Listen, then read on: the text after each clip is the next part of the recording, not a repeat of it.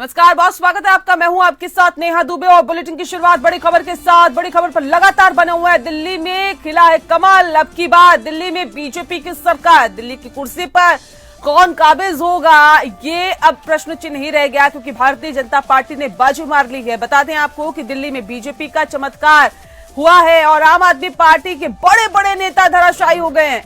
केजरीवाल की बड़ी हार हुई है। भारतीय जनता पार्टी के प्रत्याशी प्रवेश वर्मा ने केजरीवाल को मात दी है। केजरीवाल को प्रवेश वर्मा ने हराया है। बता दें आपको, नई दिल्ली से प्रत्याशी प्रवेश वर्मा, उन्होंने भले ही एक अंतर बहुत बड़ा ना हो, लेकिन मुख्यमंत्री के चेहरे को हराना, अरविंद केजरीवाल और आम आदमी पार्टी के संयोजक को हराना एक बड़ी बात है, एक बड़ी उपलब्धि उनके खाते में यहाँ पर चली गई है।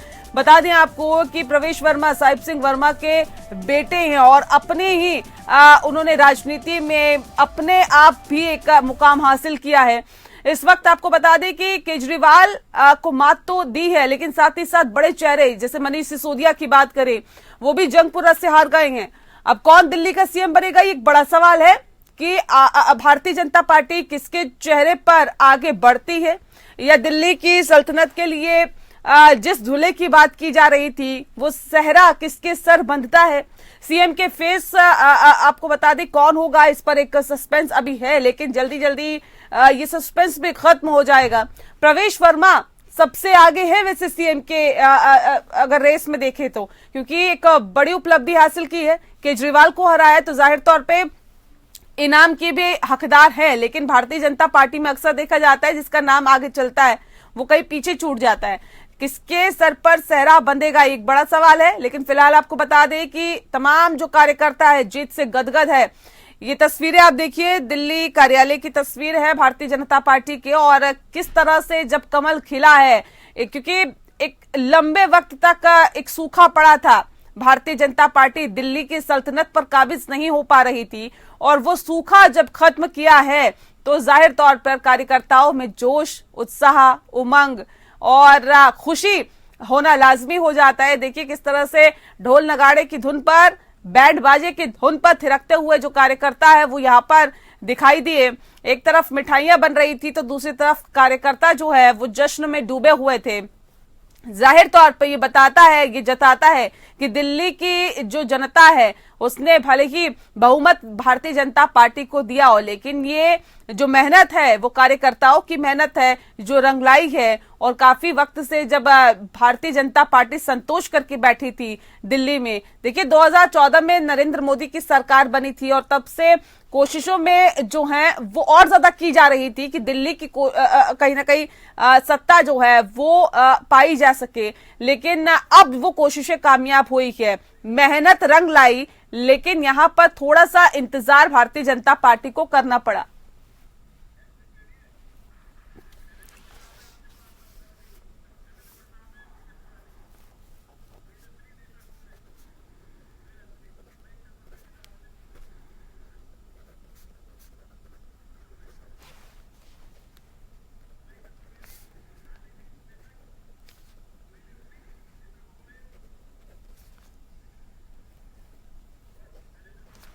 और चले विषय पर तफसील से चर्चा करेंगे। खास मेहमान हमारे साथ मौजूद है, उनसे आपका तारुफ करा देते हैं। इस वक्त हमारे साथ शैलेंद्र प्रताप सिंह है, प्रवक्ता है भारतीय जनता पार्टी के। बहुत बहुत स्वागत है आपका शैलेंद्र जी।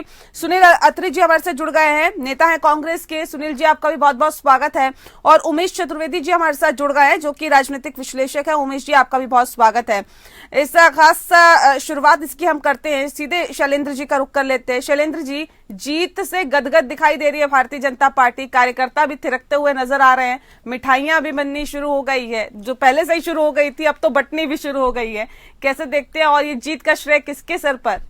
निश्चित रूप से कार्यकर्ता जिसका आपने विशेष वर्णन किया, हाँ, उनकी 27 साल की मेहनत का नतीजा है। हाँ, नरेंद्र भाई मोदी ने जिस तरह से नेतृत्व दिया और जिस तरह से उन्होंने एक विश्वास पैदा किया, हाँ, कि हम दिल्ली को बेहतर बना सकते हैं। और हमने कोई कहा नहीं, किसी 13 साल पहले जो है केजरीवाल जी ने जो कहा कि दिल्ली को हम न्यूयॉर्क बनाएंगे, पेरिस बनाएंगे, लंदन बनाएंगे, और दिल्ली ऐसी बदतर हो गई है कि कई आप चाहिए गली में गूचे में घूमिए, नई दिल्ली जाइए।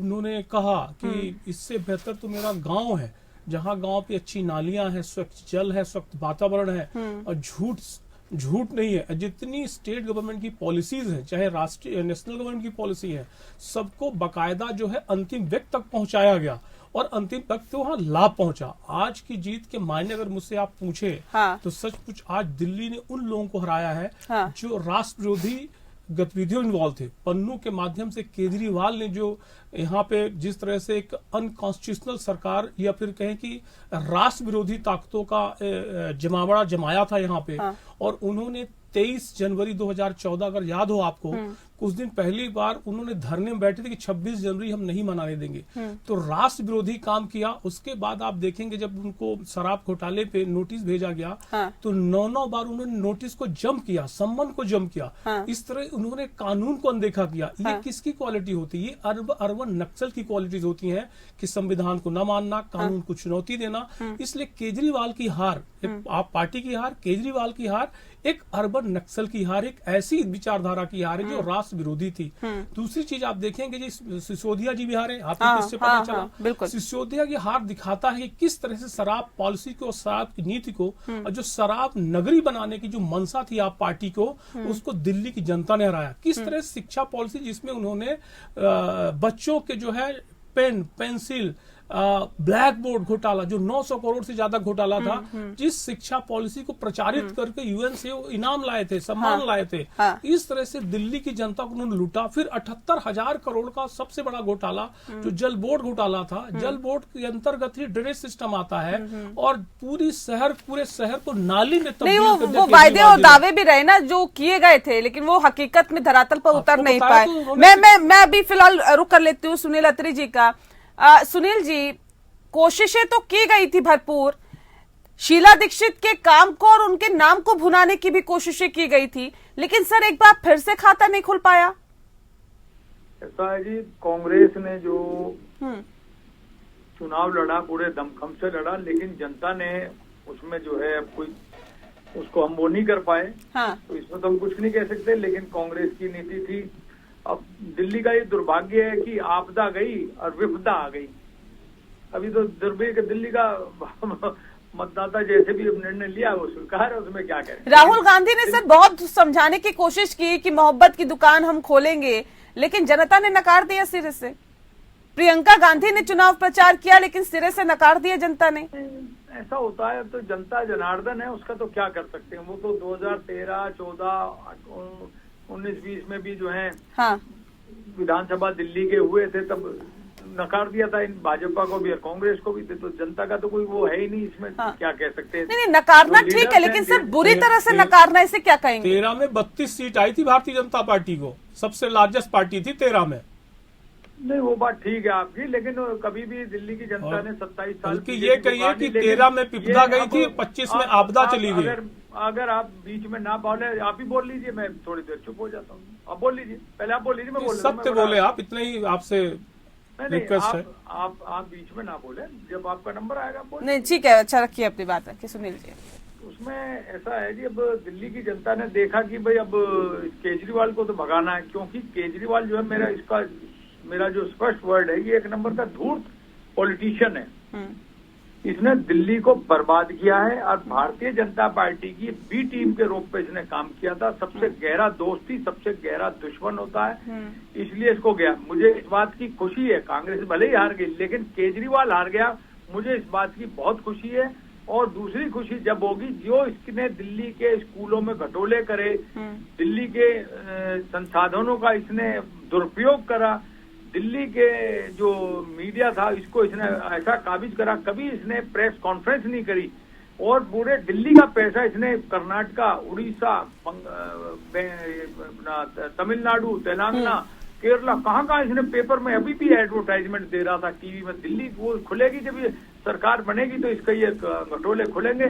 और मेरे को तो अभी सूचना ये भी मिली है तिहाड़ जेल में से, कोई मेरे जानने वाले थे कि वहाँ भी साफ सफाई हो रही है, कि जो ये झाड़ू पार्टी वाले हैं इनका वहाँ पर स्वागत की तैयारी हो रही है, क्योंकि उन सारी दिल्ली को मालूम है कि ये एक नंबर का। नहीं सर, हैरानी की बात है कि कांग्रेस पार्टी अपने दुख से परेशान नहीं है, लेकिन दूसरों के दुख से खुश है। नहीं, कई बार जिंदगी में क्या होता है कि आप कुछ खोकर के भी कुछ पा जाते हैं। हाँ। दिल्ली की जनता को कम से कम एक चीज से तो मुक्ति मिली ना, अब दूसरी लड़ाई फिर लड़ी जाएगी। जी ठीक है उमेश जी, कांग्रेस के इस हार की वजह क्या वही है जिस बात का जिक्र अभी सुनील अत्री जी कर रहे थे? क्या क्या एक बार दोबारा पूछिए, क्या पूछा आपने? कांग्रेस की हार की वजह क्या मानते हैं आप? देखिए, मैं कांग्रेस की हार मानता ही नहीं। इसकी वजह यह है कि कांग्रेस लड़ाई में नहीं थी। कांग्रेस ने एक लेकिन परसेप्शन जरूर बनाया, और इस भारतीय जनता पार्टी की जीत में जो दिल्ली में होने जा रही है, हो रही है, उसमें कांग्रेस की भी आहुति है। बेशक उसने पिछली बार की तुलना में 4.26% की तुलना में 6.28 या 6.5% वोट पा रही है, लेकिन उसने एक परसेप्शन जरूर बनाया, और उसने ये परसेप्शन जरूर बनाया कि आम आदमी पार्टी का खात्मा होना चाहिए दिल्ली की विधानसभा से, मतलब सरकार से, और आम आदमी पार्टी को हराने में उसकी भी एक बड़ी भूमिका है। तो मैं इसलिए कांग्रेस की हार को बहुत ज्यादा महत्वपूर्ण नहीं मानता, क्योंकि कांग्रेस पिछले 2 चुनावों से तो लड़ाई में थी ही नहीं। वो इस चुनाव में खड़ी होती नजर आई, और ऐसी उम्मीद है, देखिए कि जितनी पिछले 2013 से लेकर के और 2020 तक के चुनावों को देखिए, तो आम आदमी पार्टी का पूरा vote bank Bharatiya Janata party का वोट बैंक नहीं था, वो कांग्रेस का वोट बैंक था, और कुछ छिटपुट पार्टियों का वोट बैंक था, फेंस पर पड़े हुए स्विंग मतदाताओं का वोट था। लेकिन जब से आम आदमी पार्टी उभरी है, तब से कांग्रेस पार्टी ही सबसे ज्यादा गई। भारतीय जनता पार्टी 2013 में भी 35% वोट पाई, 2015 में भी 32% वोट पाई, और 2020 में भी 38% वोट पाई। इस बार वो 47% वोट पाई है। तो उसने क्या किया है कि सिर्फ 7-8%, 9% वोट ही छीना है भारतीय जनता पार्टी ने आम आदमी पार्टी से। लेकिन इस छीनने में भी कहीं न कहीं कांग्रेस की ओर से जो आक्रामक रणनीति रही आम आदमी पार्टी के खिलाफ, उसकी भी एक बड़ी भूमिका है। निश्चित तौर पर भारतीय जनता पार्टी के लोगों ने बड़ी मेहनत की, उसके कार्यकर्ताओं ने बहुत मेहनत की, और उन्होंने बहुत कुछ संघर्ष भी किया है।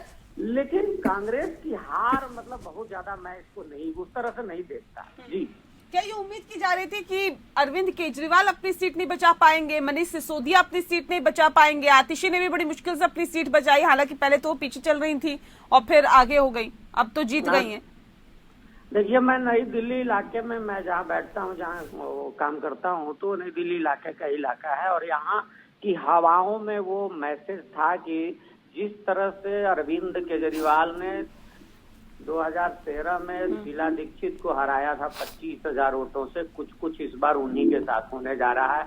और वो सिर्फ इसलिए होने जा रहा है कि उन्होंने जो वादे किए, जो अलग तरह की राजनीति करने की कोशिश की, और फिर उसी ट्रेडिशनल पॉलिटिक्स पर आ गए जिसके लिए भारतीय राजनीति को कोसा जाता है या सवाल खड़े किए जाते हैं। अगर कांग्रेस शीश महल बनाए, भाजपा का कोई नेता बनाए, तो थोड़ा देर के लिए जनता स्वीकार भी कर लेगी, थोड़ी देर के लिए। लेकिन केजरीवाल जी तो आए थे खांसी और मफलर का पहचान पत्र लेकर के, और उन्होंने कहा था कि ना वो बंगला लेंगे ना गाड़ी लेंगे। और याद कीजिए, अगर पहली बार वो मुख्यमंत्री बनने गए थे तो वो एक वैगनार कार, वो भी कहा जाता था कि किसी की गिफ्ट की हुई थी, वो भी पुरानी वैगनार, और देखते देखते धीरे धीरे वो, तो ये जो परसेप्शन बदला है, इससे जनता ने खुद को ठगा हुआ महसूस किया, और उस ठगा हुआ महसूस करने का खामियाजा अरविंद केजरीवाल ने भुगता है।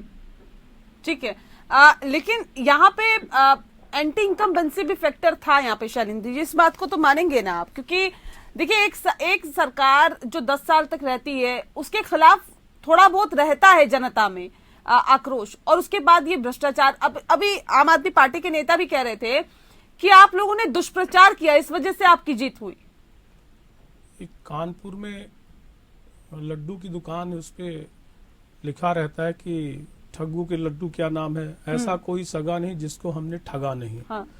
तो केजरीवाल जी जिस दिन से आए, सर्विस में आए IRS के रूप में, उन्होंने गई आधी सर्विस छोड़ के चले आए वो, उसके बाद उन्होंने जालसाजी करके एक ऑरा क्रिएट करके कांग्रेस को भी उन्होंने ठगा, उससे 3-4 तरह के इनाम ले आए वो, कई जगह से मैग्सेसे अवार्ड ले आए वहां पे।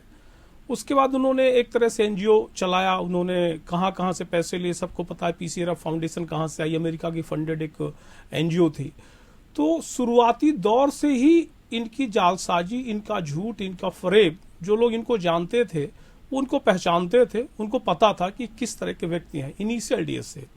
2012 में जब अन्ना आंदोलन शुरू हुआ, उस अन्ना आंदोलन में कई लोग जुड़े, उसमें से केजरीवाल जी ने पहली बार उनको, जब अन्ना हजारे को आज भी सुना है उन्होंने क्या इनके बारे में क्या, पहले भी सुना जब आंदोलन खत्म हुआ, तो उनके जो पूरा जो चंदा आया हुआ था, जो कई लोग नौकरी छोड़ के आए थे, विदेश से नौकरी छोड़े, घर छोड़ा उन्होंने, कि एक अल्टरनेटिव पॉलिटिक्स से शुरुआत होने जा रही, एक ऐसी शुचिता की राजनीति शुरू होगी जहां पे बिल्कुल ट्रांसपेरेंसी होगी, हर व्यक्ति को घर होगा, हर व्यक्ति को जो है प्रजातंत्र पे आवाज उठाने का हक होगा। इस तरह की शुरुआत उन्होंने की वहां पे। और जब पहली बार जब वो चंदा आया था आंदोलन के लिए, उस चंदे को चुरा के उन्होंने एक आप पार्टी का निर्माण किया। तो जब चोरी से धन से शुरू हुई पार्टी और अन्ना के आंदोलन को चुरा के, विचारधारा को चुरा के शुरू की गई पार्टी, और धोखे से उन्होंने तब्दील कर लिया अपने आप को अर्बन नक्सलिज्म में, लेफ्ट लिबरल जिसे भी हम कहते हैं, क्योंकि लगभग बंगाल से लेफ्ट समाप्त हो रहा था, थोड़ा बहुत केरला में बचा हुआ था, चल रहा जहां कांग्रेस से लड़ रहे हैं। तो उसके बाद इन्होंने अपनी राजनीतिक यात्रा शुरू की। उसके बाद वादे पर वादे, पहली बार उन्होंने कहा कि यमुना को मैं साफ करके दिखाऊंगा 1 साल के अंदर, और कहा 600 करोड़ का हर साल का प्रोविजन होगा यमुना की सफाई का। 11-12 साल लगभग केजरीवाल जी सरकार पे रहे, 2 बार क्लियर कट मेजॉरिटी पे रहे, कुछ दिन तक वो कांग्रेस के साथ सरकार चलाए।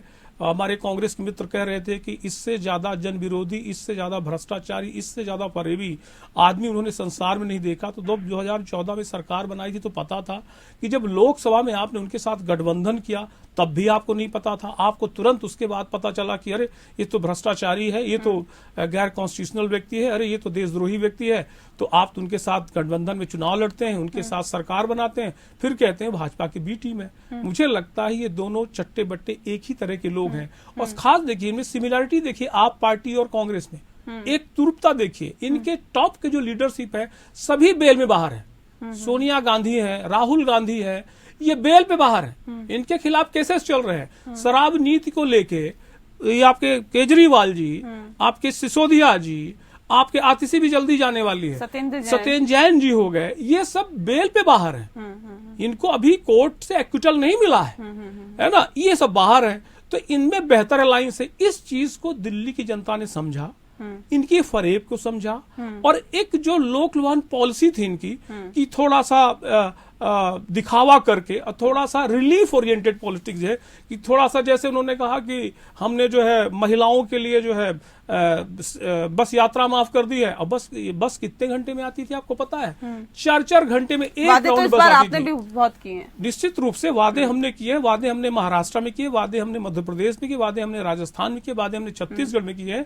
आप वहां जाके देखिए महिलाओं की स्थिति क्या है, विमेन एम्पावरमेंट देख लीजिए, एग्रीकल्चर सेक्टर का ग्रोथ देख लीजिए, साफ सफाई वहां की देख लीजिए, इंडस्ट्रियल डेवलपमेंट वहां का देख लीजिए। आप वहां देखिए, फिर दिल्ली की नरकी व्यवस्था का जो आज मुक्त हुआ है उससे तुलना कर लीजिए, तो आपको खुद ही पता चला जाएगा कि दिल्ली राजधानी कैसी है।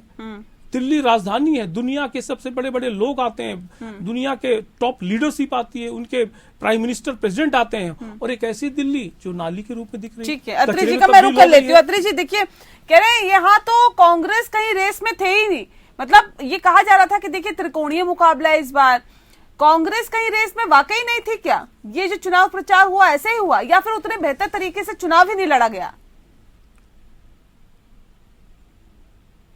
सर आवाज आपकी नहीं पहुंच पा रही है, अनम्यूट करिए प्लीज। हेलो जी बताएं। कांग्रेस जो है बेहतर तरीके से लड़ी है और बहुत अच्छे ढंग से लड़ी गई है, उसने अपनी बात जनता तक पहुंचाई है। लेकिन जनता में फिर क्या होता है कि सवाल ये आ गया था दिल्ली की जनता के सामने कि भाई केजरीवाल को तो भगाना है, ये तो निश्चित था। और मैं शुरू से कह रहा था कि केजरीवाल चुनाव हारेंगे।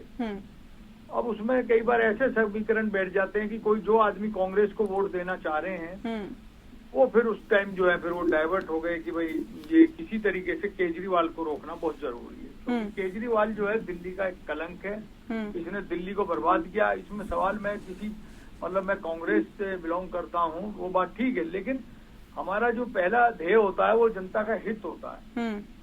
तो उस हित में जो है मेन चीज ये थी कि कल्प्रिट जो था सबसे बड़ा वो केजरीवाल था। ये अगर बीजेपी आ गई है तो वो भी हमारे लिए कोई वो नहीं है, लेकिन हमने तो एक शब्द बोला था अभी पीछे, आपदा तो गई और विपदा आ गई, कोई नहीं, विपदा से भी निपटेंगे 5 साल। नहीं, मैं वो चीजें ठीक है, आप जो बात कह रहे हैं वो अलग चीज है, लेकिन विपदा 2013 में गई थी, आपदा आज गई है। आप एक मिनट शांति से रहें तो बड़ा अच्छा लगेगा मुझे। नहीं, देखिए आदर्श नगर अगर हम सीट की बात करें, बहुत सारी सीटों की, देखिए बहुत अंतर है। कांग्रेस, भारतीय जनता पार्टी, आम आदमी पार्टी, तीनों के बीच अंतर जो है सबसे ज्यादा वो कांग्रेस का ही है। मतलब ज्यादा अगर मार्जिन से हारी तो कांग्रेस पार्टी हारी है। मतलब ये सोचने वाली बात है कि अगर आप ये कहते हैं कि त्रिकोणीय मुकाबला था, अगर आप ये कह रहे हैं कि देखिए हमने तो बहुत अच्छे तरीके से लड़ा, तो सर इतना ज्यादा अंतर जो हम देख रहे हैं हर एक सीट पर, वो क्यों है? जी, क्यों इतना ज्यादा वोटों का अंतर है सर? वोटों का अंतर मैंने बताया था ना आपको तो मालूम है कि कांग्रेस को जो चुनाव लड़ना पड़ रहा था, दिल्ली की सत्ता वाली पार्टी से लड़ना पड़ रहा था, भाजपा से लड़ना पड़ रहा था। तो लड़ाई जाता है सर, बीजेपी ने भी तो सत्ता वाली पार्टी से ही लड़ा। प्लस चुनाव आयोग से लड़ना पड़ रहा था।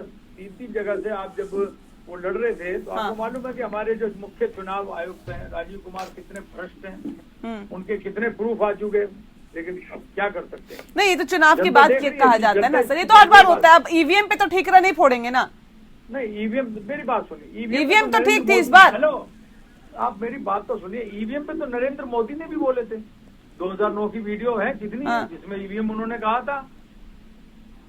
लेकिन कोई भी चीज अच्छे के लिए आती है, लेकिन धूर्त आदमी उसका मिसयूज कर लेता है, ये तो आपको मालूम है ना। नरेंद्र मोदी ने 2009 में बोला है। अच्छा, भारतीय जनता पार्टी सत्ता पर काबिज हो गई है, आम आदमी पार्टी हार गई, इसलिए खुश है आप, या फिर इसलिए खुश हैं कि भारतीय जनता पार्टी ने सरकार बना ली? मैंने कहा इसमें आप जो है बातों को ट्विस्ट ना करें, मैं खुश की बात नहीं कर रहा, मैं इस बात से संतोष जाहिर कर रहा हूँ। हाँ। ठीक है, ये झाड़ू तो गई ना दिल्ली से, ये जो केजरीवाल था इसने दिल्ली को लूटा दोनों हाथों से। अब तो ये गठबंधन खोलेंगे तो कम से कम, ये पहले नहीं पता था क्या आपको? आप लोगों ने गठबंधन इनके साथ किया।